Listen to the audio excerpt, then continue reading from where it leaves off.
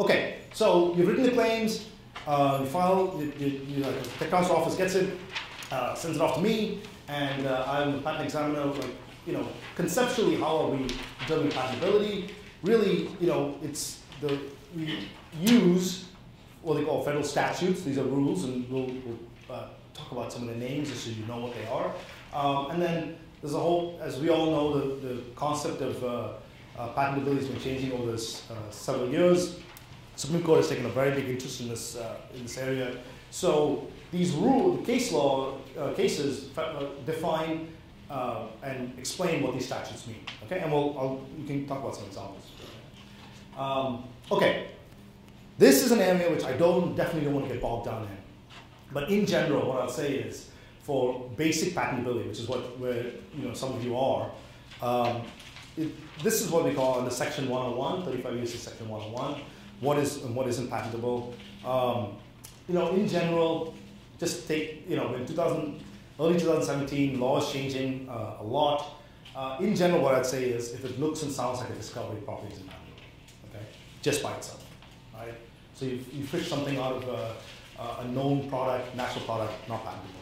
But you do something with it, it's the something that's the problem, right? How much do you need to do? And I really can't answer that question because the cases are still being developed, but you do something with what you fished out of nature, it tends towards patentability. What that something is, I just don't know. So you take DNA and you make some molecular robot with it, definitely patentable, right? DNA itself, not, right? So, and this was not true, 10 years ago.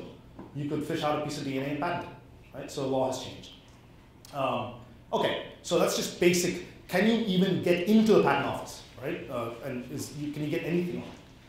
Then, once you're in there and you say, okay, it's patentable subject matter, means that I'm at least able to get, in theory, a patent on it, then what?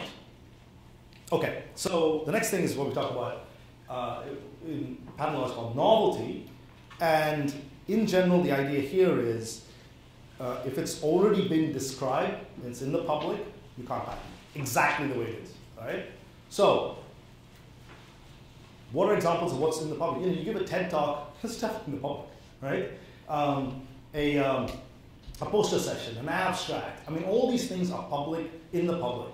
So if you're trying to patent exactly what's already in there, I'm sorry, you can't get it. If the idea is that interesting and novel, you're better off. Okay, so that's novel. We call novelty, and then obviousness is the hard part about it. You'll have to fight against the patent office on this. It's difficult even for us to understand. But conceptually, basically, you say to yourself, here's a three-legged stool, obviously a very old one. Would it be obvious to add a fourth leg? I don't know. I mean, you could make arguments on either side that it would or wouldn't be.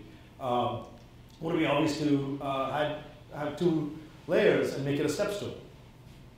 Right. So, you actually can. One side of the room could argue that it would, and the other side couldn't. And this is the kind of discussion that you have with the patent office as to whether it would be obvious to do something like this. Okay, and then what about adding a back and arms to it? So again, these are just visual examples of how you would have to argue something. And I tell you, with stuff that you get back from the tech transfer office, it's usually not novelty, right? It's usually not somebody coming to you and saying, yeah, the examiner found the exact same thing in Hungary, right? That's not that. It's usually the examiner found this piece and added that piece and is arguing that they would come together, and I'll show you an example. Could you, as a scientist who know these things, tell us why that would not be the case so we can argue back to the patent office it's not obvious, okay? So that's usually what ends up happening. So let's take a look at what you think. Novelty, there's a claim on it. Anticipation of novelty is just all, I'm right on top of it, all 7 points, everything in between. The prior art, right, the PhD thesis or some document falls right on top of my claim. Exactly everything touches. That's what we call anticipation or novelty. And then here's the claim again. Obviousness works something like this. And I'm a patent examiner, this is the way I do it. I'd say, I found one reference that occupies, a few of these points. So that takes care of some of it. I found another piece of, another science article or whatever that occupies these other 2 points. And then I have a third one. Now it's obvious because I have all 7 points in 3 different references, and there's a reason for me to put them all together, right? That's what I would write back to you. And you'd have to say to me, no, it's not, because You know how hard it is to put these things together, right? I mean, that reaction wouldn't work, or the eukaryotic system is much more complicated. You've got to get it through the nuclear membrane. And, so these are the kinds of arguments that you, as a smart scientist, need to come up with to explain to the tech transfer person, who can then explain to me as to why this stuff is not obvious.